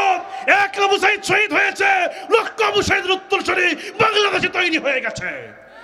সেনাপ্রধানরা বলে, কাকে মারবো? একজনে মারলে আরেকজন এসে বুকটা পেতে দেয়, কয়জনে গুলি করে মারবো? সুতরাং আমাদের পক্ষে আর মারা সম্ভব না, আপনি পদত্যাগ করেন। এই ফ্যাসিবাদী সরকার তখন বললেন, পদত্যাগ তো করো, আমারে 2 দিন সময় দেন। কয়দিন সময়? আমি একটু চিন্তা ভাবনা করে একটু ভাবি। সেনাপ্রধানরা সেদিন বলেছিলেন, আপনাকে 2 দিন কেন, আপনাকে সময় দিলাম 45 মিনিট। জোরে কোন কত মিনিট? আপনাকে সময় দিলাম 45 মিনিট। ওই শাহবাগ থেকে গণভবনে আসতে ছাত্র জনতার মাত্র 45 মিনিট লাগবে। যদি এর ভিতরে দেশ ছাড়তে পারেন, আপনার জীবনটা কোনো রকমে বাঁচবে। যদি এর ভিতরে দেশ ছাড়তে না পারেন, আপনার হাড্ডি পর্যন্ত খোঁজা পাওয়া যাবে না। ঠিক কিনা বলে? সেদিন এই ফাঁসিবাদী সরকার রান্না করা ভাত খাইতে পারে নাই। কথা বলেন না কেন? ভাত রান্না করছে কিন্তু খাইতে, আল্লাহ বলে, এটাই হচ্ছে আমার খেলা। আল্লাহু আকবার বলেন। ফেরাউন এবার উম্মতেরা বলছে, ও খোদা ফেরাউন, আপনি যদি এত সুন্দর রাস্তা বানায় থাকেন, উদ্বোধন আপনাকে করা লাগবে, ফিতা আপনাকে কাটা লাগবে। ফেরাউন তখন বেকায়দার মধ্যে পড়ে 2টা চিন্তা করলেন। কয়টা চিন্তা করলেন? 2টা চিন্তা করলেন। 1 নম্বরে সে চিন্তা করলো, যদি আমি এই লোহিত সাগরের রাস্তা দিয়ে যদি এই মুহূর্তে না হাঁটি, তাহলে আমার খোদাগিরি টিকবে না। তখন না গা, যদি আমি এই মুহূর্তে না হাঁটি, কেউ আমার খোদা মানবে না। আর 2 নম্বর চিন্তা করলো, যদি এই লোহিত সাগর রাস্তা দিয়ে আমি হেঁটে যাই, না জানি 2 ধারে পানি যদি এক জায়গায় হয়ে যায়, তাহলে আমি ফেরাউন আজকে শেষ। কথা কন না? হ্যাঁ, আজকে আমি শেষ, দুনিয়া থেকে বিদায় নিয়ে চলে যাব। তারপরে ফেরাউন চিন্তা করলো, পরে যা হয় হোক, আগে আমি ক্ষমতার চেয়ার বাঁচাই। কথা বলেন না কেন? তিনি এবার ক্ষমতার চেয়ার বাঁচিয়ে রাখার জন্য, ক্ষমতার চেয়ার টিকিয়ে রাখার জন্য এবার ওই ফেরাউন লোহিত সাগরের সেই রাস্তা দিয়ে তিনি যখন রওনা করা শুরু করলেন, যাইতে যাইতে ফেরাউন বাহিনী যখন সমুদ্রের মাঝখানে সাইয়্যিদিনা মূসা নবী তার উম্মতদেরকে নিয়ে কিনারায় উঠে গেছে। সুবহানাল্লাহ বলেন। মূসা নবী কিনারায় উঠে গেছে আর ফেরাউন বাহিনী সমুদ্রের মাঝখানে। এবার আল্লাহ পাক জিবরাইলকে ডেকে বললেন, ও জিবরাইল, এবার তুমি তোমার খেলা শুরু করো। আল্লাহু আকবার বলেন। জিবরাইল বলতেছে, আল্লাহ, এই খেলার জন্য তো এতদিন ধরে অপেক্ষা করছি, আজকে আর কোয়ার্টার হবে না, সেমিফাইনাল হবে না, আজকে হবে ফাইনাল ম্যাচ। আল্লাহু আকবার বলেন। এবার জিবরাইল ফেরেশতা ফেরাউনের সঙ্গে খেলতে গিয়া লোহিত সাগরের দুই ধারের পানি দিয়ে খালি সাঁটা মারে। ফেরাউনের মুখের মধ্যে পানি, নাকের মধ্যে পানি যখন ঢোকে, ফেরাউন পানি খায়, কয়, আল্লাহ, আমি আপনার উপর ঈমান আনলাম। আল্লাহ বলে, এখন ঠেলার নাম, যারা এখন ঠেলার নাম। আমার বাংলাদেশের নাস্তিকরা আল্লাহকে গেলে দিয়েছে, মসজিদ আজান দিয়েছে, আজানকে পতিতার ডাকের সঙ্গে তুলনা করেছে বাংলাদেশের নাস্তিক। কবি শামসুর রহমান, নাম শোনেন নাই? কবি শামসুর রহমান এই নাস্তিক আজানকে গেলে দিয়েছে। মসজিদ যখন আজান দিত, এই নাস্তিক তখন কি বলতো জানেন? হে কাকের জাতেরা, তোরা কাক কাক আওয়াজ কর, তোদের কাক কাক আওয়াজ ভালো লাগে, মসজিদ সাহেবের আজান ভালো লাগে না। নাউজুবিল্লাহ করবেন না। নাস্তিক মারা গেছে। নাস্তিক মারা যাওয়ার পরে তার লাশ নিয়ে আসা হলো এলাকায় নিয়ে আসার পরে, আচ্ছা বলেন তো, এলাকায় যখন কোনো মানুষ মারা যায়, এই জানাজার নামাজ কে পড়ায়? কথা বল না কেন? হুজুররা পড়ায়। হুজুররা পড়ায় না?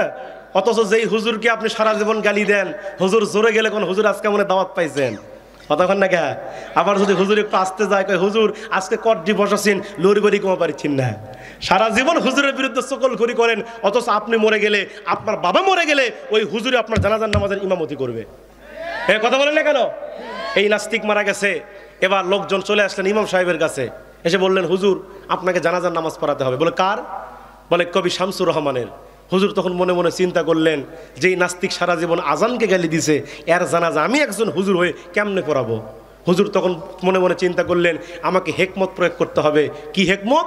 এবার হুজুর এবার লোকজনকে ডেকে ডেকে বলছে, দেখেন, জানাজার নামাজ তো পড়াবো ঠিক আছে, কিন্তু আমার একটা সমস্যা আছে। বলে, হুজুর আপনার কি সমস্যা? বলতে যে সমস্যাটা হচ্ছে, কয়েকদিন ধরে আমার ওযু থাকতেছে না। কি থাকতেছে না? মানে ওযু করলে আমার ওযু চলে যায়, ওযু আমার থাকে না। বলতে যে, হুজুর আপনার সমস্যা তো জটিল, মারাত্মক সমস্যা, ওযু যদি না হয় জানাজা কি হবে? এ কথা কোন নাকি হবে? এবার লোকজন বলল, হুজুর আপনার সমস্যা বুঝতে পারলাম, তবে আপনার মসজিদের যে মুয়াজ্জিন আছে তারে একটু দেন, সে জানাজা পড়াক। এবার ইমাম সাহেব মুয়াজ্জিনকে ডাকলেন। মুয়াজ্জিন ইমামের কাছে গেলেন। এবার ইমাম সাহেব বলে, মুয়াজ্জিন যাও, জানাজার নামাজ পড়াও। মুয়াজ্জিন করতে, হুজুর আপনি এটা কি কথা বলতেছেন?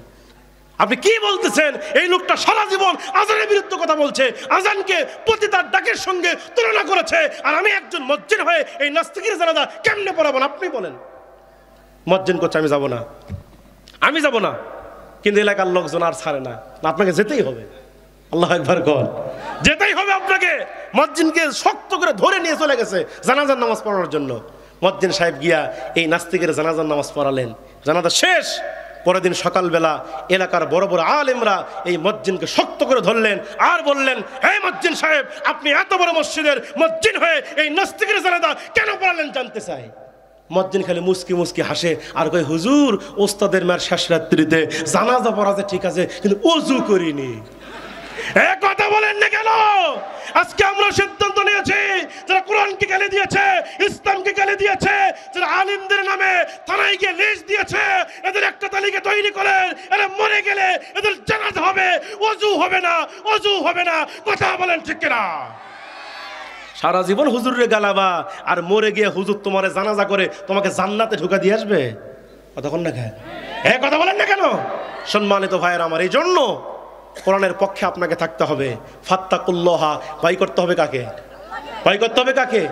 আমার মুসলমান ভাইয়েরা গভীর মনোযোগ। নবী আমার সাহাবায়ে কেরামকে বললেন, সাহাবীরা রে, এই যে গনিমতের মাল তোমাদের নয়, এই গনিমতের মাল আল্লাহ এবং তার রাসূলের। ফাত্তাকুল্লাহা, তোমরা আল্লাহকে ভয় করো। ওয়া আসলিহু যাতা বাইনুকুম, এবং তোমরা নিজেরা ইসলাহ হও। সুবহানাল্লাহ বলেন। নিজেরা সংশোধন হয়ে যাও, নিজেরা তোমরা ইসলাহ হয়ে যাও। ওয়া আতিউল্লাহ ওয়া রাসূলাহু, আল্লাহ এবং তার রাসূলের আনুগত্য করো। ইন কুনতুম মুমিনিন, যদি তোমরা মুমিন হয়ে থাকো। আল্লাহু আকবার বলেন। আমার মুসলমান ভাইয়েরা, মুমিন তো সবাই হতে পারে না। আল্লাহ বলেন মুমিন কারা? মুমিনদের 5টি কোয়ালিটি আছে, যাদের মধ্যে 5টি গুণ আছে, যাদের মধ্যে 5টি বৈশিষ্ট্য থাকবে, আল্লাহ বলেন তারাই হলো মুমিন। জোরে কন না কেন? আল্লাহ বলেন মুমিন সবাই না, যাদের মধ্যে 5টা কোয়ালিটি পাবেন, যাদের মধ্যে 5টি গুণ আছে তারাই হলো মুমিন, তারা ঈমানদার। আল্লাহ পাক পরের আয়াতের মধ্যে বলছেন ইন্নামাল মুমিনুনাল্লাযীনা ইযা যুকিরাল্লাহু ওয়াজিলাত কুলুবুহুম ওয়া ইযা তুলিয়াত আলাইহিম আয়াতুহু যাদাতুহুম ঈমানাও ওয়া আলা রাব্বিহিম ইয়াতাওয়াক্কালুন। আল্লাহ বলছেন ইন্নামাল মুমিনুন, মুমিন তো তারাই, ঈমানদার তো তারাই, আল্লাযীনা ইযা যুকিরাল্লাহ, যাদের সামনে আল্লাহর নাম উচ্চারণ করা হলে ওয়াজিলাত কুলুবুহুম, তাদের ভিতরে ভয় সৃষ্টি হয়। কার? জোরে বলেন। এই যে আল্লাহর কথা শুনছেন, আল্লাহর কথা শোনার সঙ্গে সঙ্গে যাদের অন্তরের ভিতরে আল্লাহর ভয় সৃষ্টি হতেছে, বুঝবেন আপনার মধ্যে ঈমান আছে। সুবহানাল্লাহ বলবেন না? আল্লাহ বলছেন মুমিনের 1 নম্বর বৈশিষ্ট্য তো এটি হওয়া দরকার, মুমিন বান্দাদের সামনে আল্লাহর নাম উচ্চারণ করা হলে তাদের অন্তরটা ভয়ে প্রকম্পিত হয়ে যায়, আল্লাহর ভয়ে তাদের অন্তরটা কেঁপে ওঠে। 2 নম্বর আল্লাহ বৈশিষ্ট্য বর্ণনা করছেন ওয়া ইযা তুলিয়াত আলাইহিম আয়াতুহু, মুমিনদের 2 নম্বর বৈশিষ্ট্য হলো মুমিনদের সামনে যখন আয়াত তেলাওয়াত করা হয়, মুমিনদের সামনে যখন আল্লাহর নিদর্শনের বর্ণনা দেওয়া হয়, আল্লাহর সিফাতের কথা বলা হয়, চন্দ্রের কথা বলা হয়, সূর্যের কথা বলা হয়, এই আলোচনা শোনার সঙ্গে সঙ্গে যাদাতুহুম ঈমানা, মুমিনদের ঈমান আরো বেড়ে যায়। তাহলে মুমিনদের 2 নম্বর বৈশিষ্ট্য কি? কোরআন শুনলে ঈমান বাড়ে না কমে? 2 নম্বর বৈশিষ্ট্য আল্লাহর আয়াত শুনলে ঈমান বাড়বে মুমিনদের। 3 নম্বর বৈশিষ্ট্য আল্লাহ বলছেন ওয়া আলা রাব্বিহিম ইয়াতাওয়াক্কালুন, আর 3 নম্বর মুমিনরা কেবলমাত্র একমাত্র ভরসা করবে কার উপরে? জোরে বলেন। আজকের মাহফিলে কি মা বোনরা আছে? মা বোনরা আছে কি আজকের মাহফিলে? আচ্ছা, এখন আমি বলি যে আপনাদের ওয়াজ তো অনেকক্ষণ ধরেই হচ্ছে, আলহামদুলিল্লাহ বলেন। এখন আপনাদের ওয়াজ করে যদি আমি চলে যাই, কালকে মা বোন আন্দোলন করবে, কবে হুজুর সেই বগুড়া থেকে আসা পুরুষ করে ওয়াজ করে করে আগে শুতে হেলা দিছে, কিন্তু আমাদের ওয়াজ একটাও করেনি। কথা বলেন না কেন? এই জন্য মা বোনদের কিছু ওয়াজ করা দরকার। দরকার আছে না নাই? কারণ তারাই ছিল 16 বছর ধরে আমাদের সরকার। কথা বলেন না কেন? এই জন্য আমি মা বোনদের ওয়াজ করব শুরু, কারণ তারাই হলো আমাদের গুরু। কথা বলেন ঠিক কিনা? আমার মুসলমান ভাইয়েরা, মুমিনদের 5টি বৈশিষ্ট্য আমি একটা একটা করে বলে দিব। আমি যে আলোচনা ধরেছি এটা ছাড়বো না আমি, যেহেতু আমি মুমিনদের গুণাবলীর উপরে কথা বলছি। যে সাহাবীদের মধ্যে 5টি গুণ ছিল, সেই 5টি গুণের মধ্যে 1 নম্বরে মুমিনদের সামনে যদি আল্লাহর নাম উচ্চারণ করা হলে তাদের অন্তর কি হয়ে যায়? অন্তর কেঁপে ওঠে। 2 নম্বরে মুমিনরা আয়াত শুনলে এদের ঈমান বেড়ে যায়। এরপরে 3 নম্বর তারা ভরসা করে কার উপরে? এবার আসেন বাকি 2টা গুণ থাকলো আমি বলে দেব লাস্টে। মা বোনদের জান্নাতে যাওয়ার আমল হলো 4টা। জোরে কোন কয়টা?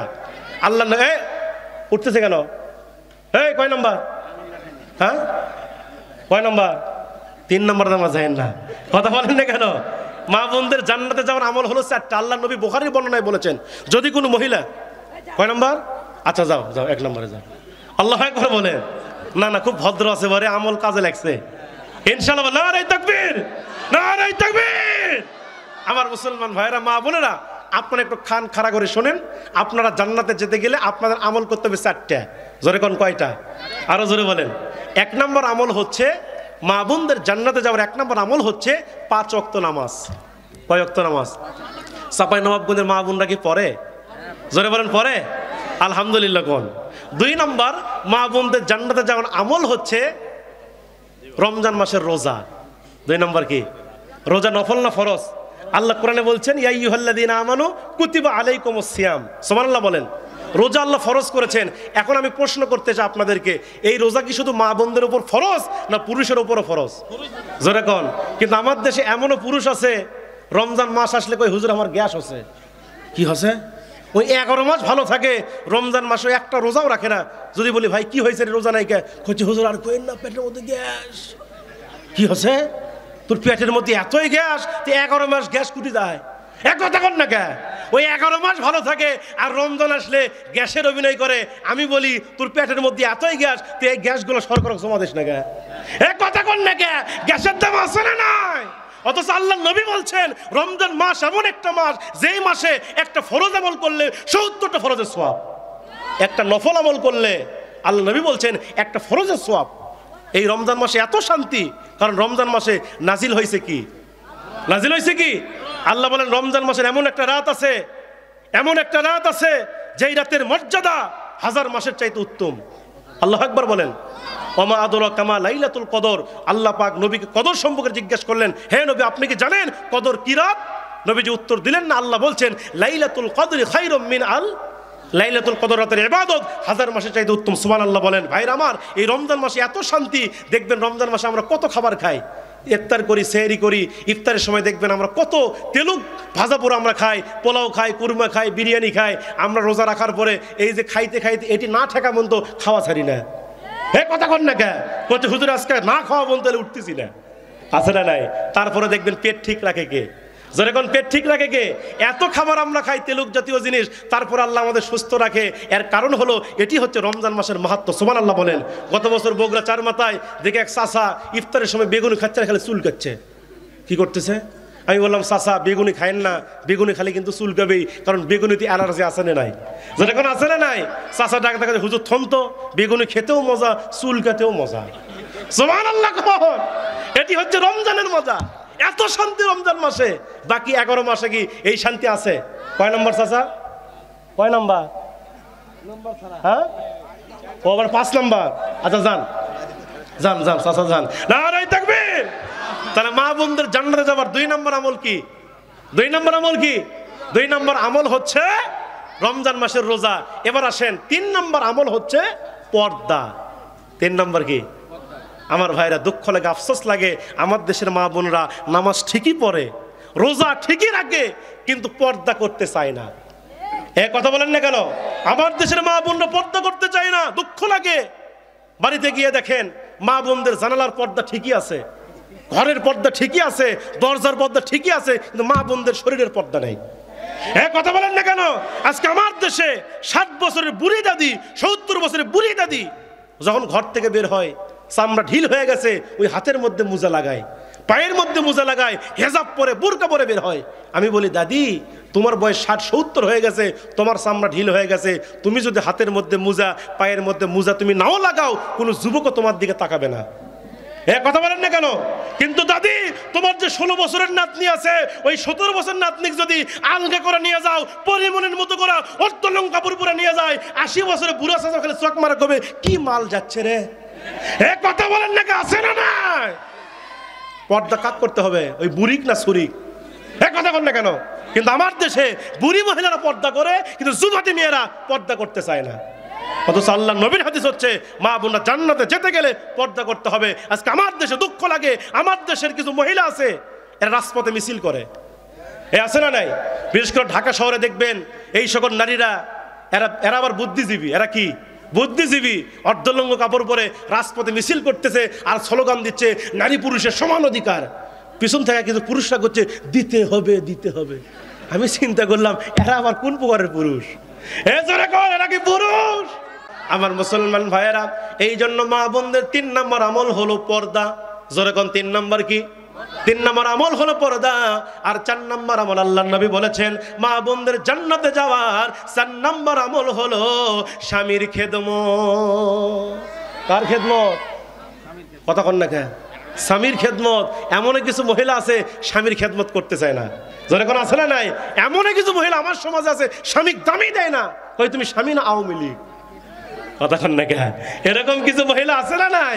স্বামী বাজার থেকে সারাদিন কাজ করে, মাঠে সারাদিন কাজ করে, বাড়িতে গেছে গিয়া বলতে তুমি মাইনার মাও 1 গ্লাস পানি দাও তো, বলি তুমি লিয়ে খাবার পারো না। এরকম কিছু মহিলা আছে না নাই? আমি বলি মা আপনি স্বামীর খেদমত করবেন, স্বামীর খেদমতের মধ্যেই আপনার জান্নাত নিহিত। কথা কোন ঠিক কিনা? এখন কিছু মহিলা কবে হুজুর পুরুষের ওয়াজ তো ভালোই করতেছেন, এমনও পুরুষ আছে ফেরাউন মার্কা। কথা কোন না কেন? আমাদেরকে ধরে ধরে পিটায় এমন পুরুষ আছে না নাই? বাইরে যা কিছু হয়েছে, কারোর সঙ্গে কথা কাটাকাটি হয়েছে, ব্যবসায় লেনদেনে কম বেশি হয়েছে, ওই রাগ আর মানুষের উপর ধরে না, বাড়িতে এসে বইয়ের উপর ধরে। কথা কোন না কেন? বাড়ির ঢুকাই খালি কোনটি তুই রে, এরকম আছে না নাই? বউ খালি মনে মনে করছে টাটকা ফেরাউনের বাচ্চা কেবল আলো। কথা কোন না আছে না নাই? আছে না নাই? আপনি এমন ব্যবহার কেন করছেন? আল্লাহ নবীর স্ত্রী তো একটা ছিল না, আপনি তো আর একজন স্ত্রী, আপনি তো দুইটা স্ত্রী, কিন্তু আল্লাহ নবীর বর্ণনায় এসেছে 9 জন স্ত্রী, কেউ বলছে আল্লাহ নবীর 11 জন স্ত্রী। আল্লাহু আকবার। 11 জন স্ত্রীকে রাসূল ভালোবাসতেন। আল্লাহ নবীর 11 জন স্ত্রী একদিন নবীকে লক্ষ্য করে বলছেন, ইয়া রাসূলুল্লাহ, ইয়া হাবিবাল্লাহ, নবী গো, আপনার কাছে আমরা জানতে চাই আপনি কোন স্ত্রীকে বেশি ভালোবাসেন? সুবহানাল্লাহ। নবীজির সামনে 11 জন স্ত্রী দাঁড়িয়ে গেছে, বলছেন, ইয়া রাসূলুল্লাহ, আপনি কোন স্ত্রীকে বেশি ভালোবাসেন? আল্লাহ নবী এই কথা শোনার সঙ্গে সঙ্গে নবী আমার চিন্তার মধ্যে পড়ে গেল, কার কথা বলবো? একজনকে যদি বলি আর বাকি 10 জন মন খারাপ করবে। এই জন্য আল্লাহ নবী একটু হিকমত প্রয়োগ করল। নবী আমার ডাক দেয়া বলছেন, ও আমার কলেজার টুকরা স্ত্রীরা, আমি কোন স্ত্রীকে বেশি ভালোবাসি এই উত্তর আমি আজকে দেব না, কালকে সকালবেলা দেব, তোমরা একটু আমার সময় দাও। স্ত্রীরা বললেন, ঠিক আছে, কালকে সকালবেলা আমরা শুনতে চাই। আল্লাহ নবী স্ত্রীদের কাছ থেকে রুখসত নিয়ে নবী আমার রাত্রি যখন গভীর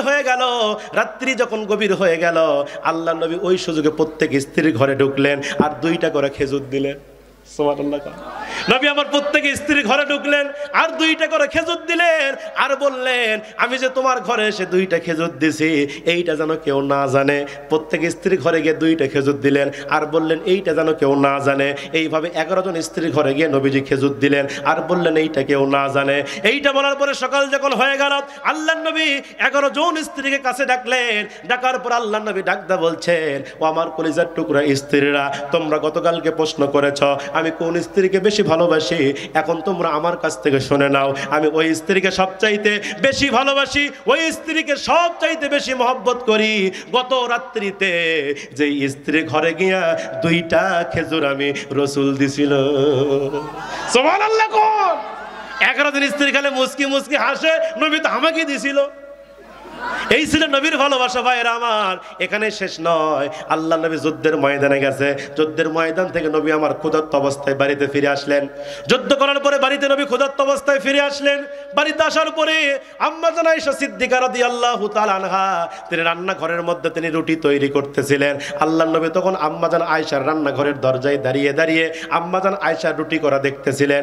আল্লাহ নবী আয়েশা রুটি করা দেখতে দেখতে হঠাৎ করে আম্মা জান আয়েশা রাদিয়াল্লাহু তাআলা আনহা তিনি রুটি তৈরি করে যেই রুটিগুলো পাশে রেখে দিলেন, হঠাৎ করে একটা ছাগল দৌড়ে এসে ওই রুটির মধ্যে মুখ দিয়ে রুটিগুলো নিয়ে দৌড় মারছে। সুবহানাল্লাহ। কোন রুটিগুলো নিয়ে দৌড় মারছে। আম্মা জান আয়েশা সিদ্দিকা রাদিয়াল্লাহু তাআলা আনহা তিনি ছোট্ট মানুষ ছিলেন, এবার তিনি ক্লান্ত হয়ে ওই রান্নাঘরের মধ্যে আয়েশা তিনি ঘুমিয়ে গেলেন। আয়েশা যখন রান্নাঘরের মধ্যে ঘুমিয়ে গেছে, এমন সময় আল্লাহর নবী তিনি রান্নাঘরের দরজা থেকে তিনি এবার রান্নাঘরের মধ্যে নিজে ঢুকলেন। সুবহানাল্লাহ বলেন। আল্লাহর নবী আম্মা জান আয়েশা রাদিয়াল্লাহু আনহু রান্নাঘরের মধ্যে নবী আমার নিজে ঢুকলেন। নিজে ঢোকার পরে আল্লাহর নবী তিনি আম্মা জান আয়েশা রুটিগুলো ছাগলে খাইছে। আল্লাহর নবী ক্ষুধার্ত মানুষ, তিনি এবার নতুন করে আটার খামির করলেন। আল্লাহর নবী নিজে হাতে রুটি তৈরি করলেন। রুটি যখন কমপ্লিট হয়ে গেল তৈরি করা, আল্লাহর নবী গোস্তের ভুনা করলেন। গোস্তের ভুনা তৈরি করে কমপ্লিট হয়ে গেছে। আল্লাহর নবী ক্ষুধার্ত মানুষ, পেটের মধ্যে ক্ষুধা, যুদ্ধের ময়দান থেকে আসছে। আল্লাহর নবী ইচ্ছা করলে রুটি আর গোস্ত খাইতে পারতেন, কিন্তু আল্লাহর নবী তিনি একাই খেলেন না। আল্লাহর নবী আয়েশাকে ডেকে ডেকে বলছে, আয়েশা ওঠো, আল্লাহু আকবার বলেন। আল্লাহর নবী আয়েশাকে ডাকতে বলছে, আয়েশা তুমি ওঠো ওঠো। আয়েশাকে আল্লাহর নবী যখন 2-3 বার ডাক দিলেন, আয়েশা ঘুম থেকে চেতন পেয়ে গেল। আয়েশা ঘুম থেকে জাগ্রত হবার পরে দেখে তার সামনে গোস্ত আর রুটি। সুবহানাল্লাহ বলেন। আয়েশার সামনে গোস্ত আর রুটি। আম্মা জান আয়েশা মনে মনে চিন্তা করলেন, এই গোস্ত আর রুটি তো আমি তৈরি করি নাই, আমার রুটি তো ছাগলে খেয়ে গেছে, এই রুটি আর গোস্ত কে তৈরি করলো? আম্মা জান আয়েশা মনে মনে চিন্তা করলো, নিঃসন্দেহে এই গোস্ত আর রুটি আমার স্বামী মুহাম্মদ ছাড়া কেউ তৈরি করে নাই। আমার স্বামী মুহাম্মদ এই গোস্ত তৈরি করেছেন, এই রুটি তৈরি করেছে। আম্মা জান আয়েশা তিনি লজ্জিত হয়ে কাল্লাটা নিচু করে দাঁড়িয়ে আছে আর মনে মনে চিন্তা করতেছে, যেই নবী, বিশ্ব নবী যুদ্ধের ময়দান থেকে বাড়িতে আসলো, আমার স্বামীকে রুটি বানায় খাওয়াইতে পারলাম না, গোস্ত তৈরি করে খাওয়াইতে পারলাম না। নবী আমার নিজে হাতে ক্ষুধার্ত মানুষ রুটি তৈরি করলো, গোস্ত তৈরি করলো, আমি তাকে গোস্ত খাওয়াইতে পারলাম না। এই জন্য আয়েশা লজ্জিত হয়ে কাল্লারা নিচু করে মনটা খারাপ করে আম্মা জান আয়েশা দাঁড়িয়ে আছে। এমন সময় আমার নবীজি আয়েশাকে বুকের মধ্যে জড়িয়ে ধরলেন আর বলেন, আয়েশা রে তুমি কষ্ট পেও না, লজ্জা পেও না, আমি মুহাম্মদ তো তোমার স্বামী। সুবহানাল্লাহ বলেন। এই ছিল স্ত্রীর প্রতি ভালোবাসা। নবী যুদ্ধের ময়দান থেকে বাড়িতে আসছে, আম্মা জান আয়েশা তরকারি করতেছে, নবীর তলোয়ারটা খুলে নিজের তলোয়ার দিয়া তিনি তরকারি করে দিয়েছে। সুবহানাল্লাহ বলেন। স্ত্রীকে সহযোগিতা করছে, আর আপনি কি করেন? আপনি কি করেন? আপনি মনে মনে চিন্তা করেন, তোকে বিয়ে করছি তরকারি কুটে দেওয়ার জন্য নাকি? এ কথা কর না, বিয়ে করছি সব তুই করবো না, এটা করা যাবে না।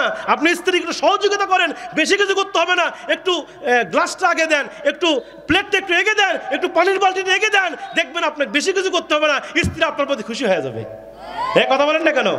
আজকে আপনি স্ত্রীকে ভালোবাসা দিতে পারেন নাই, স্ত্রীকে শ্রদ্ধা করতে পারেন নাই, সম্মান দিতে পারেন নাই, যার কারণে স্ত্রী আপনার প্রতি ভালোবাসা রাখে না।